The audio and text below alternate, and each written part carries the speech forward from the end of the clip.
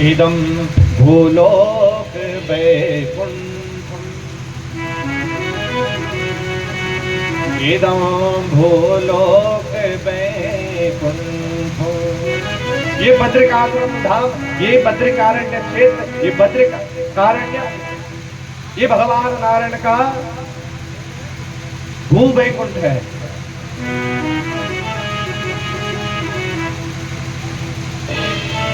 तो ऐसे पावन पवित्र स्थान में बैठ करके बद्रिकारण्य की भूमि, कुशावर्त तीर्थ, ऋषि मुनियों की भूमि ऋषिकेश में हम सब जगदम्बा के चरित्रों को श्रवण करने के लायक हैं, भगवती के चरित्रों को श्रवण करने के लिए एकत्रित हुई है। बोलो बद्रीनाथ धाम की जय, जगदम्बा महारानी जय जय जय हो।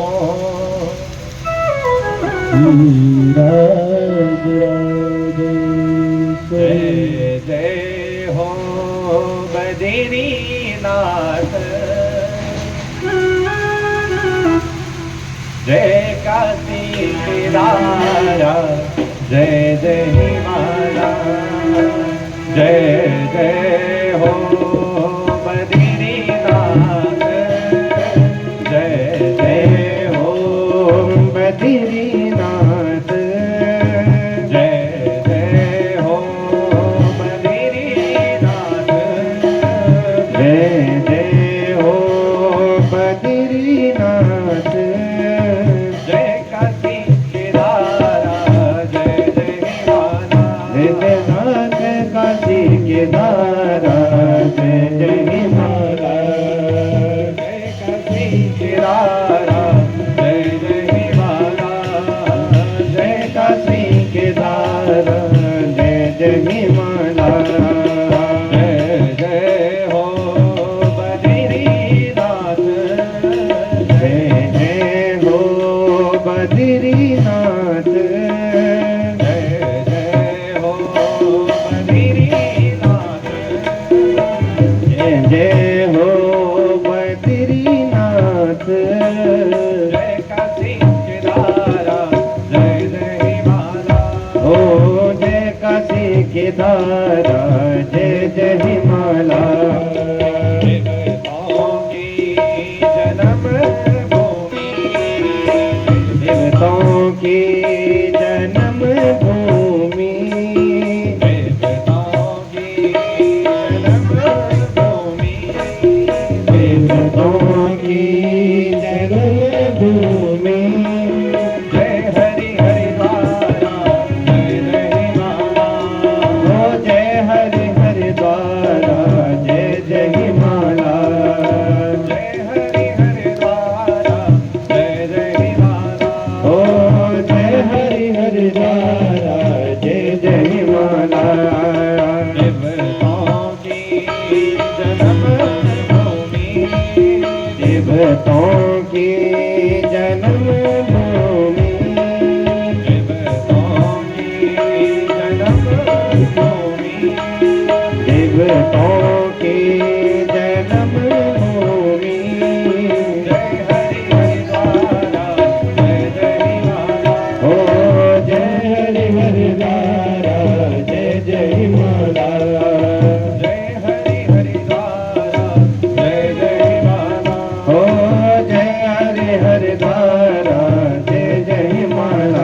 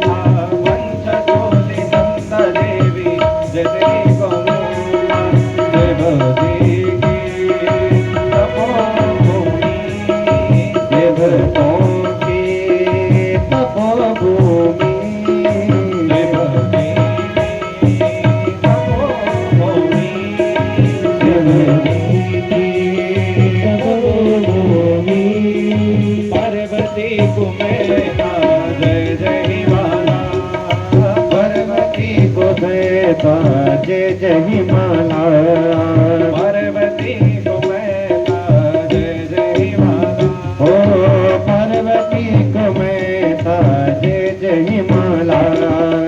शिव जी की तपोभूमि, शिव जी की तपोभूमि, शिव जी की तपोभूमि, शिव जी की तपोभूमि, पार्वती को मैं ताजे जही माला, यह पार्वती को मैं ताजे जही माला, पार्वती को मैं ताजे जही माला, यह पार्वती को मैं ताजे जही माला। जय जय हो बद्रीनाथ, जय जय हो बद्रीनाथ, जय जय हो बद्रीनाथ, जय जय हो बद्रीनाथ, जय काशी केदारा जय जय माला, जय काशी केदारा जय जय माला, जय काशी केदारा जय जय माला, ओ जय काशी केदारा जय जय माला। जय हो बद्रीनाथ, जय जय हो बद्रीनाथ, जय काशी केदारा जय जय माला, जय काशी केदारा जय जय माला।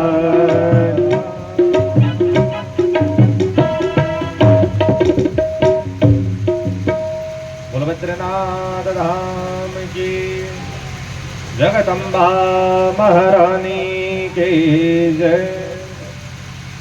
तो सौनकादि ऋषि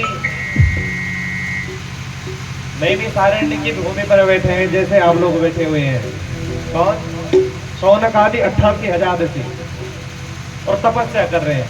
और तपस्या करते करते 1 दिन 2 दिन 9 दिन नहीं, 12,000 वर्ष बीत गए। 12,000 वर्ष।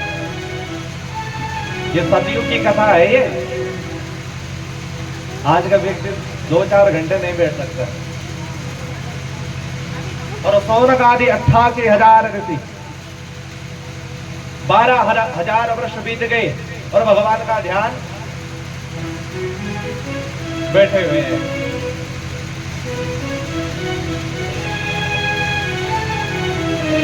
अगर विचार करो, अगर इनकी जगह हम होते ना, तो बोल रहे ना हमारे गढ़वाली में, बोल कबलाट होना बैठो तो शरीर में भगवान की मोनो। हम लोग अगर एक दिन में भगवती की कथा सुन लियो तो ये इच्छा होती कि बस रात को भगवती हमें साक्षात दर्शन दे दो।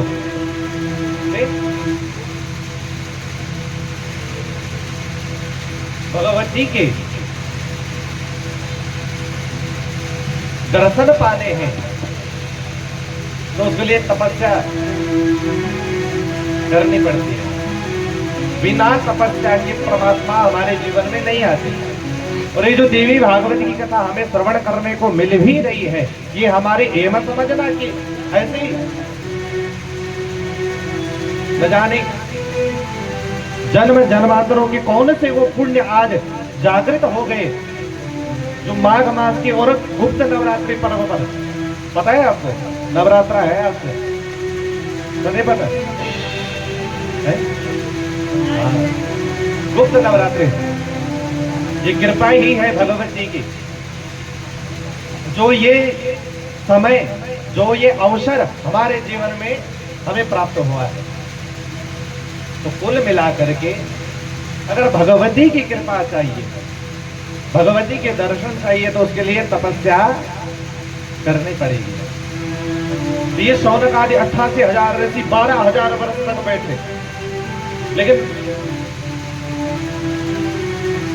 दर्शन तो दूर की बात, 6 लोग ने दिखेड़ी भगवती को। तब मां भगवती की प्रेरणा से सूत जी महाराज शौनक आदि 88,000 ऋषियों के समक्ष। और आज सूत जी को जैसे ही शौनकादि ऋषियों ने देखा, देखते ही हाथ जोड़े स्वागत सत्कार किया, आसन दिया, आसन पर बिठाया,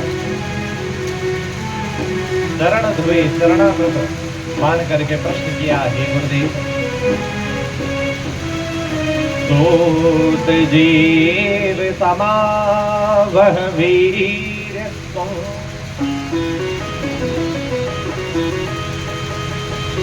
श्रावयते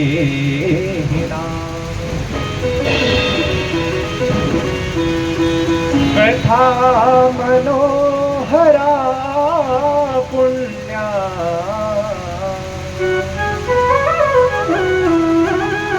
व्यास शिष्या महामते, व्यास शिष्या महामते। हे व्यास जी के शिष्य रोमहर्षण जी, सूत जी महाराज, अज्ञान ध्वांत विध्वंत कोटि सूर्यातम प्रभव, सोतख्याय कथा सारम मम कर्ण रसायन। आप ज्ञान में करोड़ों सूर्य के प्रकाश, जितना सूर्य का करोड़ों सूर्य का जो प्रकाश होता है, ऐसा ही प्रकाश आपके ज्ञान का है। और हमारे जीवन में अंधकार है। हे गुरुदेव, हम चाहते हैं कि आप अपने ज्ञान रूपी प्रकाश से हमारे भीतर का जो अंधकार है, इस अंधकार को दूर कीजिए। सर्व पाप हरम पुण्यम विष्णु चरित अद्भुतम। हे सूत जी महाराज, आपके मुख से हमने भगवान नारायण की कथा सुनी। सर्व पाप हरम पुण्यम, जिस कथा को श्रवण करने मात्र से जिस जीवन के जितने भी पाप ताप संताप है वो सब भस्म हो जाते हैं। वो हमने आपके मुख से भगवान नारायण की कथा सुनी। और शिवस्या चरितम दिव्यम भस्म रुद्राक्ष योपदा। आपके मुख से भगवान शंकर की कथा शिव महापुराण हमने सुनी, जिसमें अपने भस्म रुद्राक्ष तीर्थों का वर्णन किया। बड़ा आनंद और बड़ी मनोहर कथा है शिव महापुराण की कथा भी। आपके मुख से श्रीमद् भागवत की कथा हमने सुनी।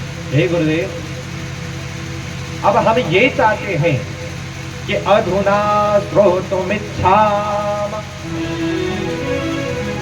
पावना पावनम परम।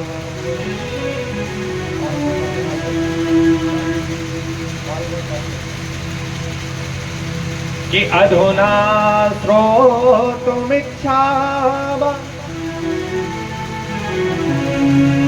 पावनात् पावनो परम।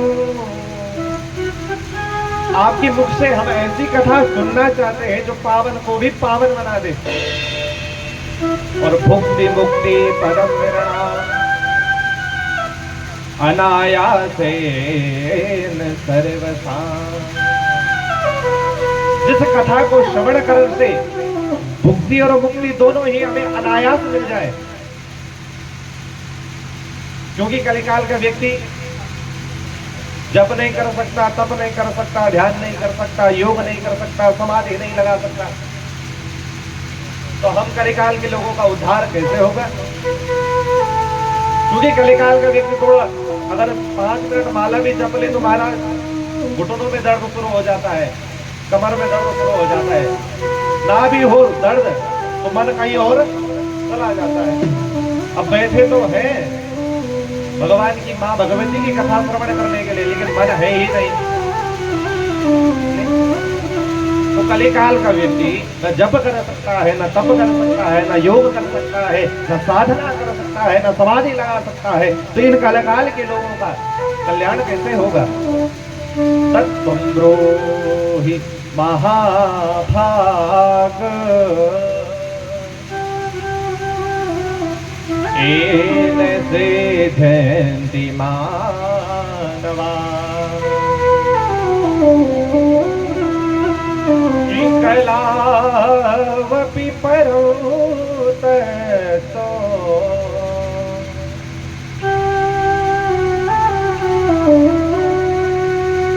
न विद्महासया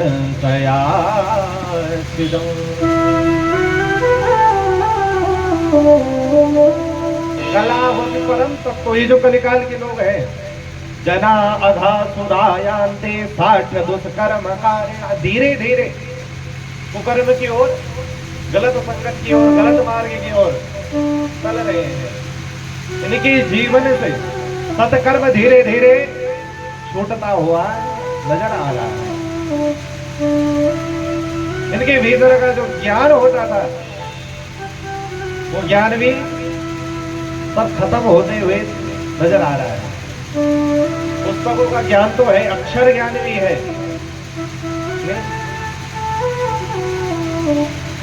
इन किताबों का ज्ञान है, लेकिन आत्मज्ञान कलिकाल के व्यक्तियों के भीतर से धीरे धीरे नष्ट होते हुए दिखाई दे रहा है। और जब व्यक्ति आत्मज्ञान से शून्य हो रहा है तो कल्याण कैसे होगा? जब जीवन से सत्कर्म खत्म हो रहा है तो कल्याण कैसे होगा? हे गुरुदेव, जना अघासुरायांते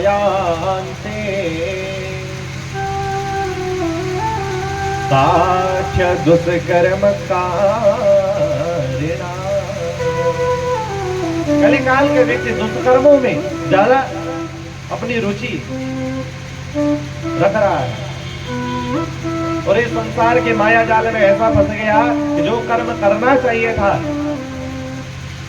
वो तो करते नहीं है, क्योंकि पता ही नहीं लग रहा कि हमें करना क्या है। ये पता ही नहीं लग रहा हमें जीवन मिला है तो जीवन में करना क्या है, पता ही नहीं लग रहा। ऐसे कलिकाल के व्यक्तियों की मति हो गई कि संसार में मोह से बंध गए, ममता से बंध गए, माया प्रपंच में बंध गए और अपना जो कल्याण का मार्ग है वो ढूंढ नहीं पा रहे। तो कलिकाल के व्यक्तियों का कल्याण कैसे हो, आप बताएं। आज शौनकादि ऋषियों ने जब ये प्रश्न किया तो सूत जी महाराज बड़े गदगद हो गए और सूत जी ने कहा, हे शौनकादि ऋषियों,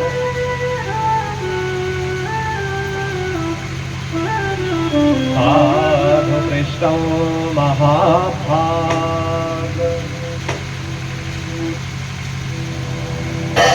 कि लोकानां हितकाम्यया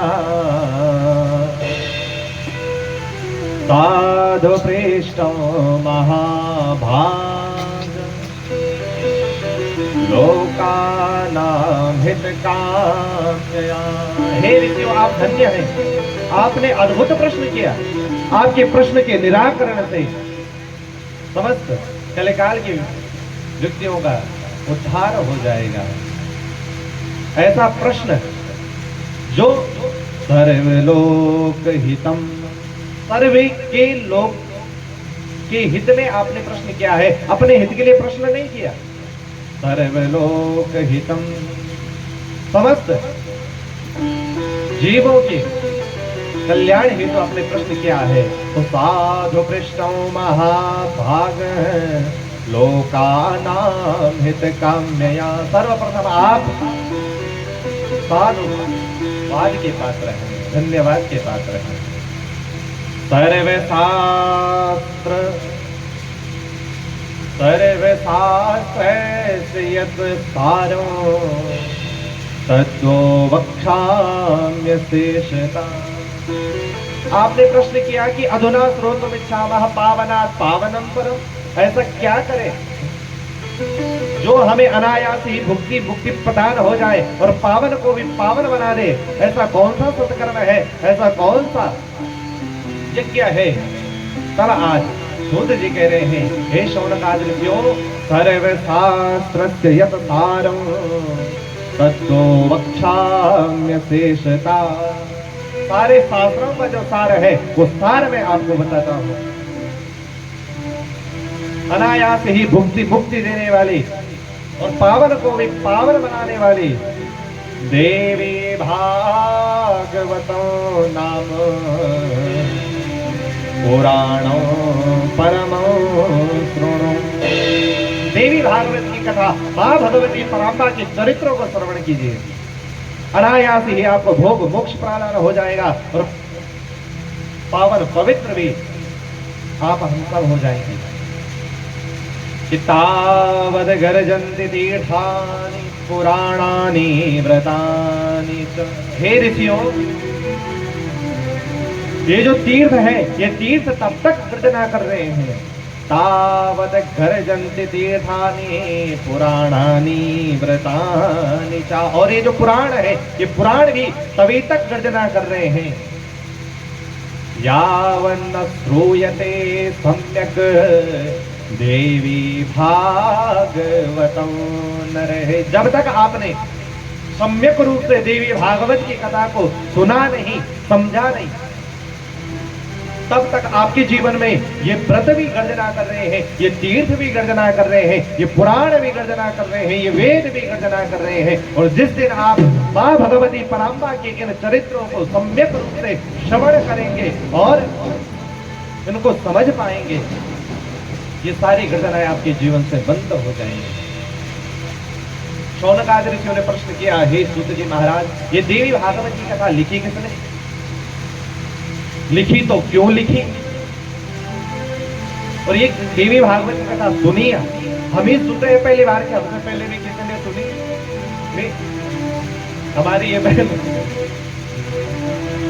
सरस्वती बहन कह रही थी कि कभी सुनी नहीं देवी भागवत की कथा, कभी नहीं सुनी। तो शायद यही इच्छा रही, बोले कि महाराज जी हमें सुनना पहली बार के और उन्होंने सुनी गए। तो यही प्रश्न किया, ये कथा किसने सुनी, किसने लिखी, क्यों लिखी? तब आज सूत जी कह रहे हैं, हे शौनकादि ऋषियों, विष्णोरहंसो मुनिर्जाता सत्यवत्यां पराशरा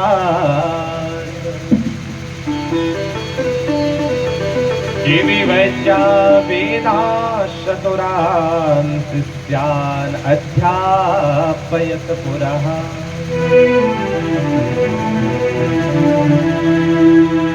विष्णोरंसो मुनिर्जाता, भगवान नारायण के अंश पाराशर सत्यवती नंदन श्री वेदव्यास जी ने मां भगवती के चरित्र लिखे हैं। क्यों लिखे, क्या आवश्यकता पड़ी?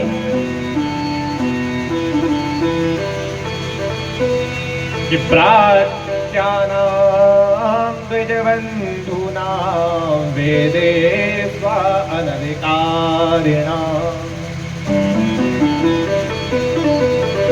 स्त्रीणां दुर्मेधसां नृणां धर्मज्ञानं कथं भवेत्। कि प्राच्यानां द्विजबन्धूनां, ये जो समाज के व्यक्ति आज ब्रात्य बन रहे हैं, ब्रात्य हो गए हैं। और ब्रात्य किसे कहते जानते हैं आप? जो मलेच्छ है, जिसकी शिखा और सूत्र नहीं है, जिन्होंने आज अपना धर्म त्याग दिया, जो हमारे सनातन धर्म की पहचान और सनातन धर्म का जो नियम वो धीरे धीरे जो छोड़ते जा रहे हैं, और जो मलेच्छ हो रहे हैं, जो ब्रात्य हो रहे हैं, जिन्होंने शिखा और सूत्र दोनों त्याग दिया। प्राच्यानां द्विजबन्धूनां वेदे स्वानधिकारिणां, और यहाँ तक कि जिसके शिखा और सूत्र नहीं है, जिसका उपनयन संस्कार नहीं हो रखा, वो ना तो वेद सुनने का अधिकारी है और वेद पुराण वाचने का अधिकारी तो कहां से ही होना, यज्ञ करने का अधिकारी नहीं। अगर आपकी शिखा नहीं और सूत्र नहीं है तो आप ना वेद पढ़ सकते हैं और ना ही यज्ञ कर सकते हैं। आज धीरे धीरे सब खत्म होता चला जा रहा है। आज लोगों ने यज्ञोपवीत जनेऊ पहनना छोड़ दिया, शिखा रखनी छोड़ दी। अपना जो चिन्ह है सनातन का, अपनी जो पहचान है, इस पहचान को छोड़ रहे हैं। तो हमारा वेद तो कह रहा है कि वो व्यक्ति ना हवन कर सकता है, ना वेद पढ़ सकता है, ना पुराण पढ़ सकता है, ना सुन सकता है। अच्छा, यज्ञोपवीत ब्राह्मणों के लिए, क्षत्रियों के लिए, वैश्यों के लिए। ब्राह्मण यज्ञोपवीत शिखा धारण, फिर उसकी द्विज नामक संज्ञक हो जाती है। वो फिर ब्राह्मण वेद पढ़ने का अधिकारी और वेद वाचने का अधिकारी होता है। क्षत्रिय जब तक यज्ञोपवीत और शिखा है तब तक यज्ञ अनुष्ठान कर सकता है, यज्ञ कर सकता है, हवन कर सकता है, पाठ कर सकता है, इन कथाओं को सुन सकता है। लेकिन अगर यज्ञोपवीत नहीं है, शिखा नहीं है, तो अधिकारी नहीं है कथा सुनने का और हवन करने का। मतलब हम लोग क्या कर रहा है, अब अगर घर में पूजा तब पंडित जी जनेऊ पहने जा, बस सही दिन याद होती जय दिन घर में पूजा होती, बात बात कोई मतलब है। लेकिन ध्यान रखना, देवी भागवत की कथा कह रही है कि ब्रात्यानां द्विजबन्धूनां वेदे स्वानधिकारिणाम्। आप अधिकारी नहीं है वेद पुराण को श्रवण करने के, उनका आयोजन करने के, जब तक आपका यज्ञोपवीत नहीं है। तो आज जिनका यज्ञोपवीत नहीं है, जिनका यज्ञोपवीत संस्कार नहीं हुआ है, जिनका जनेऊ नहीं है, शिखा नहीं है, जो प्राच्य हो गए हैं, इनका कल्याण कैसे होगा भाई? जब यज्ञोपवीत नहीं होगा, हम हवन नहीं कर सकते, हम यजन नहीं कर सकते, पूजा नहीं कर सकते, पाठ नहीं कर सकते, जप नहीं कर सकते, तप नहीं कर सकते, और जब ये सारे सत्कर्म नहीं करेंगे तो हमारा कल्याण होगा कैसे? तो जो आज प्राच्य हो गए हैं, इनका कल्याण कैसे होगा? स्त्रीणाम दुर्मेधसां निर्णाम। जो हमारी माताएं हैं, माताओं को वेद पढ़ने का अधिकार नहीं है, न वाचने का है। लेकिन आज तो कलिदावा नले नाथा साधनम भस्मताम गतम, सारा कलयुग के दावा भस्म होता हुआ दिखाई दे रहा है। महताई व्यासपीठ पर पहुंच गए। लेकिन देवी भागवत की कथा, ये देवी भागवत कह रही है कि व्यासपीठ स्त्रीणाम दुर्मेधसां निर्णाम, माताएं वेद पुराण इनको वाचना तो दूर की बात, इनको थोड़ा नहीं है अधिकार। तो आज जो विकृति आ गई समाज में, आज जो ये समाज में सब उलट पलट हो गया, तो व्यक्ति का कल्याण हो गया कैसे? स्त्रीणाम दुर्मेधसां निर्णाम। जिन माताओं को हमें वेद पढ़ने का अधिकार नहीं है, तो इनको ज्ञान कैसे होगा? आत्मज्ञान, अपने उद्धार का ज्ञान कैसे होगा? धर्म ज्ञान कथं भवेत्, धर्म का ज्ञान कैसे होगा? ये जो आज अपने धर्म को त्याग रहे हैं, अपने कर्म को त्याग रहे हैं, इन सबको अपने धर्म का ज्ञान कैसे होगा? तब आज वेद व्यास जी ने विचारे तत्व मनसा भगवान वादरायणा। वेद व्यास जी ने विचार किया, इन कलिकाल के व्यक्तियों का कल्याण कैसे होगा? विचारे तत्व मनसा भगवान वादरायणा। वेद व्यास जी महाराज विचार कर रहे हैं, और तब वेद व्यास जी ने अष्टादश पुराण सकृत्वा भगवान मुनि, 18 पुराणों को लिखा और मामेव अध्यापयामास भारताख्यान में वचन। वेद व्यास जी ने 18 पुराणों को लिखा, 4 वेदों का निरूपण किया और सूत जी कह रहे हैं उन्हीं पुराणों में अनेकानेक ऋषियों को पुराण बांटे, अनेकानेक शिष्य जो वेद व्यास जी के हैं, जैमिनी, वैशंपायन, सुमंतु, पैल, इनको चारों वेद दे दिए और मामेव अध्यापयामास भारताख्यान में बचा। महाभारत मुझे पढ़ाया। और सूत जी कह रहे हैं, हे शौनकाद ऋषियों, जो 18 पुराण वेद व्यास जी ने लिखे, तो विष्णु पुराण की कथा गाई पराशर ऋषि ने, श्रीमद् भागवत की कथा गाई श्री सुखदेव जी ने, लेकिन देवी भागवत की कथा स्वयमेव वेद व्यास जी ने गाई। सुनी किसने? बोले जन्मेजय ने। देवी भागवतों नाम पुराणों भोग मोक्षदं। ये जो देवी भागवत की कथा है, भोग और मोक्ष को देने वाली कथा है, जबकि ऐसा हो नहीं सकता। जहां काम है वहां राम नहीं होते और जहां राम है वहां काम नहीं हो सकता। लेकिन देवी भागवत की कथा दावा कर रही है कि पुराणों भोग मोक्षदं, ये आपको भोग भी देगी और मोक्ष भी देगी। आपकी जो इच्छाएं हैं, जो मनोकामनाएं हैं, मां भगवती के चरणों में रख देना। यम यम चिंतयते काम तम तम प्राप्नोति निश्चितम्। आपकी समस्त मनोकामनाएं पूर्ण हो जाएंगी। जो भी आपकी इच्छाएं हैं मां भगवती के चरणों में रख देना, क्योंकि ये देवी भागवत की कथा भोग और मोक्ष दोनों को देने वाली। देवी भागवतों नाम पुराणों भोग मोक्षदं। स्वयं तो श्रावयामास जन्मेजय भूपतिम्। राजा जन्मेजय ने कथा सुनी। क्यों सुनी? अपने पिता के उद्धार के लिए। जरा ध्यान से सुनना इस कथा को, ये सामान्य कथा नहीं है। जरा ध्यान से इस कथा को सुनना और अपने जीवन में इसको जरा उतारना। किसने सुनी? राजा जन्मेजय ने। क्यों सुनी? अपने पिता के उद्धार के लिए। पूर्वमस्या पिता राजा परीक्षित तक्षकाहिना संदष्टस्यात् सुधे राज्ञा भागवतं श्रुतं।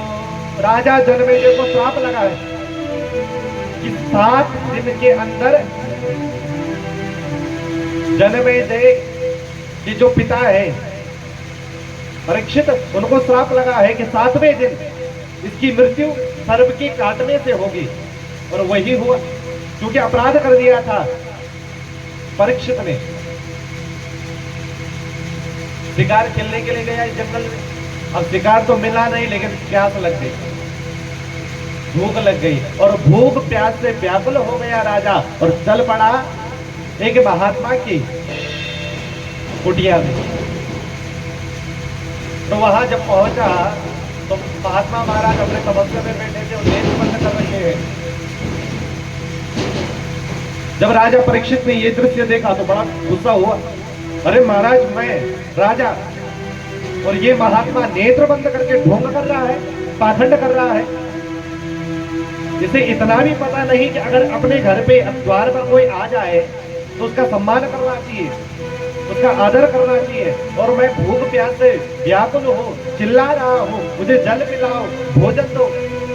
लेकिन ये महात्मा नेत्र बंद करके बैठा हुआ है। बड़ा क्रोधित हुआ और मृत सर्प महात्मा के गले में डाल दिया। और चल पड़ा घर की ओर। अब इन महात्मा के पुत्र गविजात को जब ये बात पता लगी, बड़े क्रोधित हुए और गविजात ने श्राप दे दिया।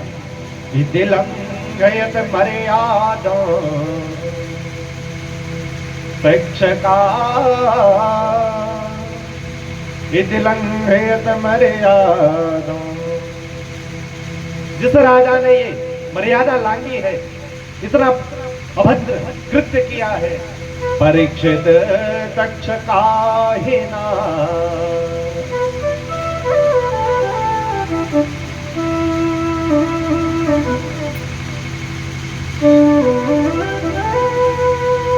जिसने ये कुकृत्य किया है, श्राप देता हूं। तक्षकेण सप्तरात्रेण तम दशेत पाप पुरुषं। तक्षक नाग आज से 7वें दिन इसे काटेगा और इसकी मृत्यु हो जाएगी। और जब श्राप लगा तो श्राप वृथा न होए देव ऋषि वाणी। ऋषि की वाणी, ये ऋषि पुत्र गविजात की वाणी सिद्ध हो गई। 7वें दिन तक्षक आया। पहले तो कश्यप ऋषि मिले, इस कथा को विस्तार से सुनेंगे हम अभी। तो पहले कश्यप ऋषि आए बचाने के लिए, तो तक्षक ने धन दे करके उन्हें लौटा दिया और परीक्षित का वध कर दिया। परीक्षित को काटा और परीक्षित भस्मीभूत हो गया। और शास्त्र वेद पुराण कहते हैं कि स्त्री से मरा हुआ व्यक्ति, स्त्री के हाथ से मरा हुआ व्यक्ति, जल में डूबा हुआ व्यक्ति, पहाड़ से गिरा हुआ व्यक्ति, सर्प के काटा हुआ व्यक्ति जिसकी मृत्यु होती है, उसका कभी मोक्ष नहीं होता। और परीक्षित का मोक्ष नहीं हुआ। तब इनके पुत्र जन्मेजय ने वेद व्यास जी के श्रीमुख से ये कथा सुनी। वेद व्यास जी के पास गए, व्यास जी आप हमें बताएं कि मेरे पिता का उद्धार कैसे होगा। पहले तो राजा ने जन्म यहाँ सर्वश्रेष्ठ यज्ञ किया, फिर उत्तंग नाम के महात्मा ने रोका, और फिर आज वेद व्यास जी के पास जन्मेजय पहुंचे हैं। और जन्मेजय ने प्रश्न किया, गुरुदेव मैं क्या करूं कि मेरे पिता का उद्धार हो जाए, मेरे पिता की सदगति हो जाए। तब आज नवमे दिवसे श्रीमद वेद व्यास मुखाम्बुजा त्रैलोक्या मातरं देव्यं पूजये त्वाभिधानता। वेद व्यास जी ने कहा, राजन अगर आप चाहते हैं कि आपके पिता की सदगति हो तो आप देवी भागवतों सुनो, माँ भगवती की कथा को सुनो, माँ भगवती के चरित्रों को सुनो। तब 9 दिन 9 रात्रि तक नवमे दिवसे श्रीमद वेद व्यास मुखाम्बुजा। जन्मेजय ने वेद व्यास जी के श्रीमुख से माँ भगवती जगदम्बा के ये पावन चरित्र सुने। और त्रैलोक्या मातरं देव्यं पूजये त्वाभिधानता। बड़े विधि विधान के साथ माँ भगवती का यजन किया, पूजन किया। और जब माँ भगवती के बड़े श्रद्धा के साथ जन्मेजय ने पूजन, स्तवन और भगवती के चरित्र सुने तो क्या हुआ? नवाह यज्ञे संपूर्णे परीक्षिते अपि भूपति। जो परीक्षित राजा अधोगति को प्राप्त हुए थे, आज दिव्य रूपे धरो देव्या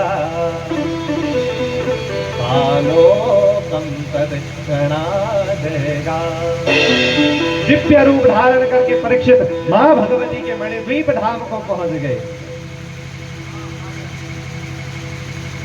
जैसे ही जन्मेजय का नवहा यज्ञ पूर्ण हुआ, यहां पूर्णाहुति हुई और उधर परीक्षित मां भगवती के मणिद्वीप धाम पहुंच गए।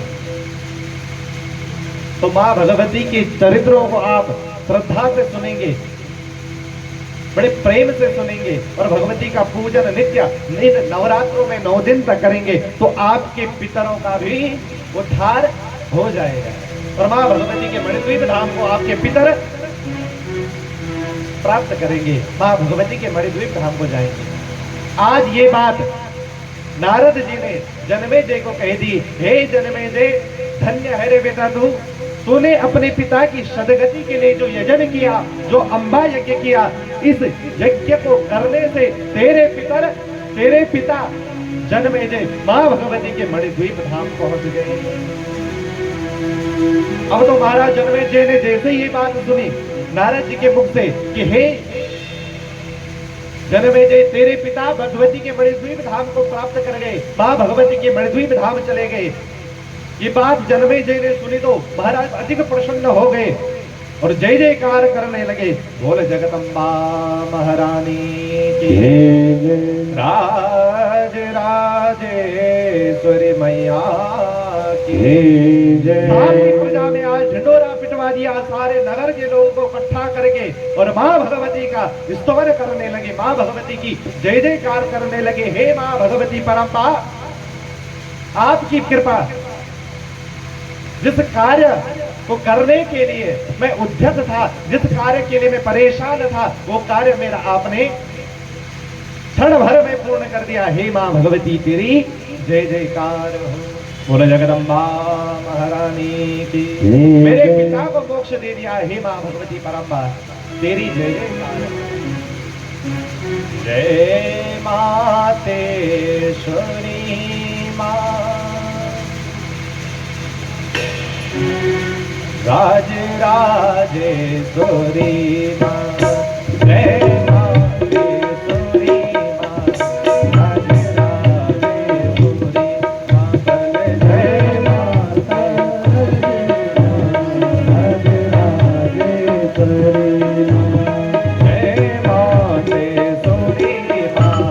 राज राजेश्वरी मां, जय मातेश्वरी मां, राज राजेश्वरी मां, जय मातेश्वरी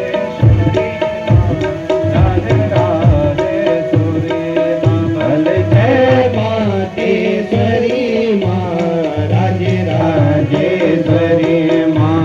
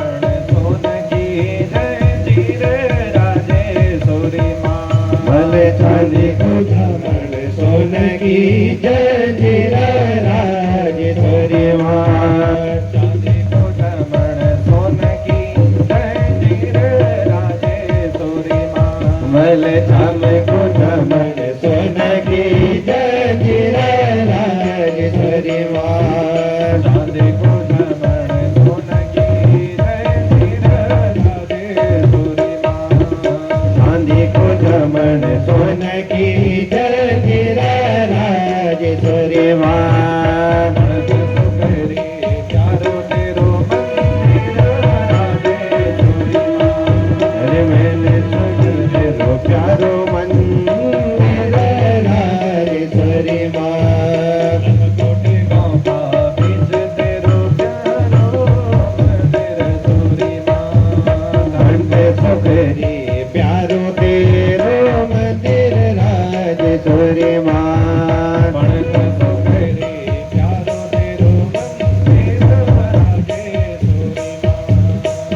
सुखेरी प्यारो तेरो मंदिर राजेश्वरी माँ जय राजेश्वरी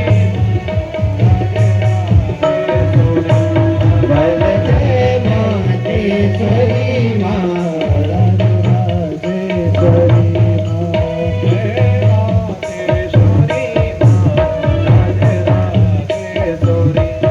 बल जय मातेश्वरी माँ राजेश्वरी माँ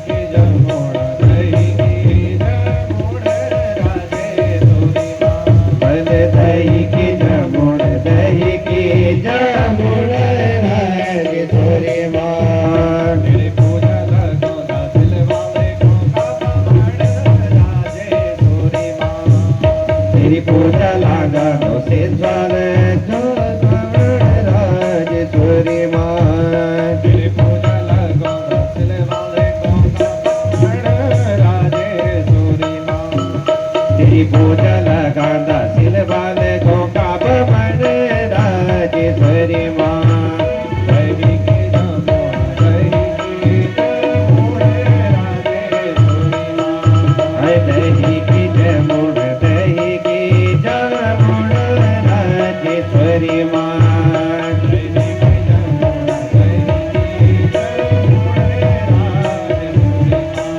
अरे दही की जमुन दही की जमुन राजेश्वरी माँ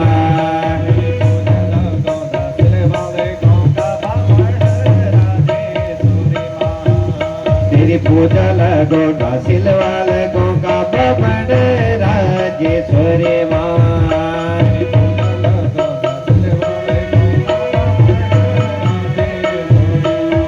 अरे तेरी पूजा लगो सिल वाले को का बमन राजेश्वरी माँ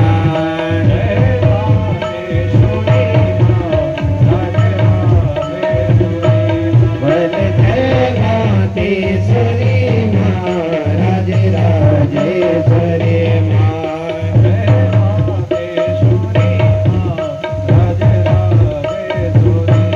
बल जय मातेश्वरी माँ राजेश्वरी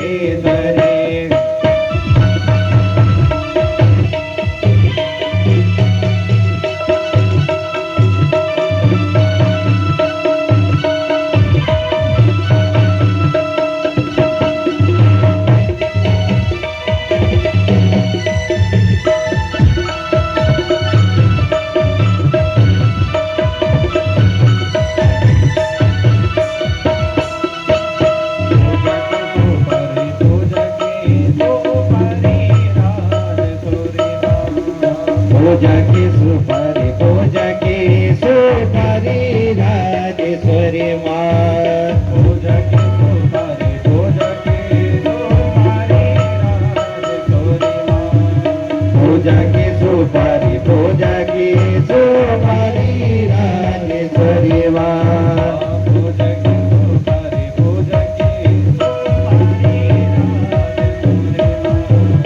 पूजा की सुपारी पूजा की सुपारी राजेश्वरी माँ महिमा तेरी महिमा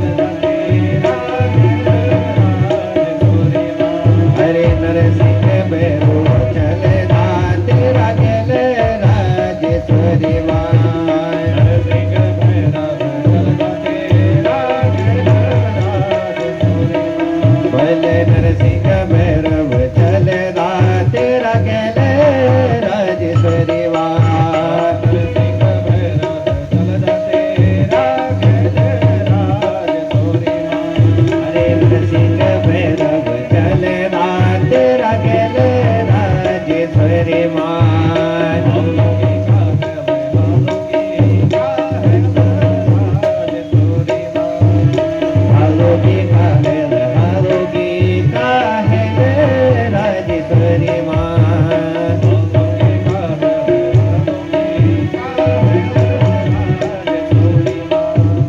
हालोगी काहेल हालोगी काहेल राजेश्वरी माँ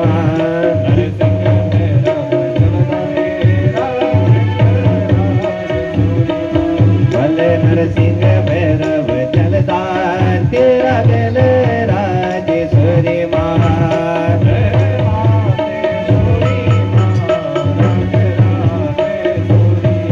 भले जय राजेश्वरी माँ राजे राजेश्वरी माँ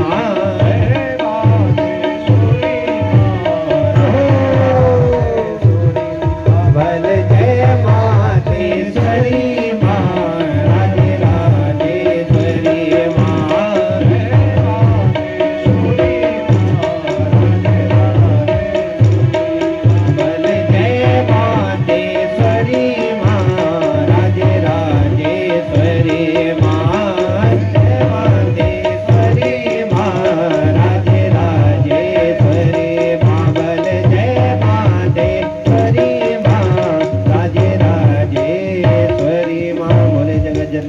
राजेश्वरी मैया की जय। श्रीमद देवी भागवत महापुराण की जय। नवाह यज्ञ संपूर्णे परीक्षित तक्षकाहिना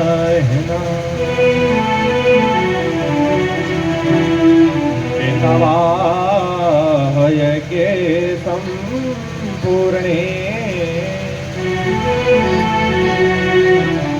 परीक्षित अपि भूपतिः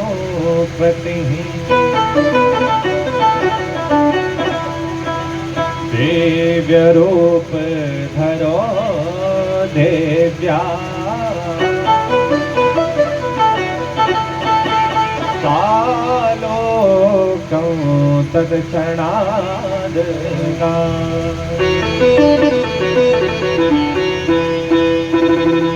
आज नवाह यज्ञ विधि से जन्मे देने माँ भगवती के चरित्रों को सुना, माँ भगवती का स्तवन किया, तो उनके पूजन यजन करने मात्र से उनके पिता जो जन्मे से जो अधोगति को प्राप्त थे, माँ भगवती के मणिद्वीप धाम पहुंच गए। तो सूत जी शौनकाद ऋषियों कह रहे हैं, हे शौनकाद ऋषियों, अष्टादश पुराणानां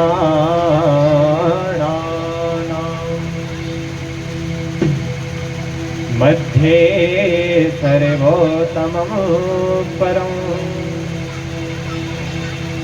देवी भागवतं नाम धर्म कामार्थ मोक्षम् की अष्टादश पुराणानां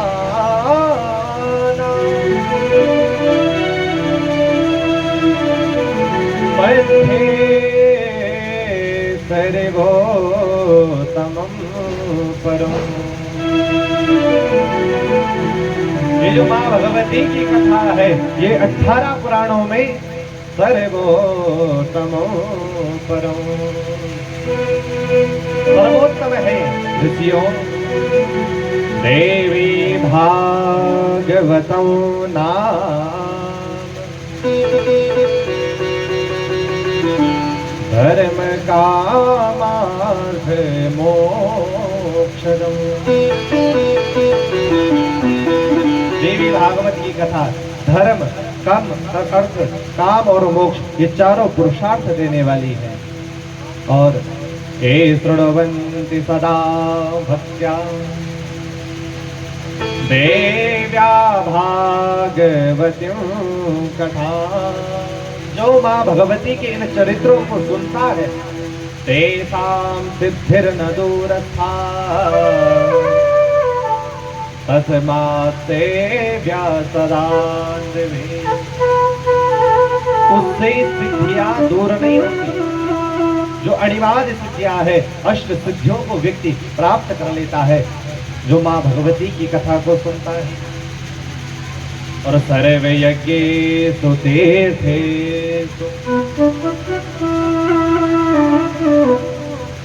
सर्वदाने सुयत्फलम् पुराण श्रवणात् तत्फलो लभते नरः। जितने यज्ञ कहे जाते हैं समस्त यज्ञों का पुण्य प्राप्त होता है मां भगवती पराम्बा के चरित्रों को श्रवण करके। अब यज्ञ कितने प्रकार के हैं, कुछ संख्या ही नहीं है। उत्तरेष्टि यज्ञ, अश्वमेघ यज्ञ, अनेकानेक यज्ञ, फिर व्रत भी अनेक। सर्व यज्ञ सुतीर्थेषु, तीर्थ कितने हैं, अनगिनत, कोई गिनती ही नहीं। तो समस्त तीर्थों की तीर्थ यात्रा हम कर सकते हैं?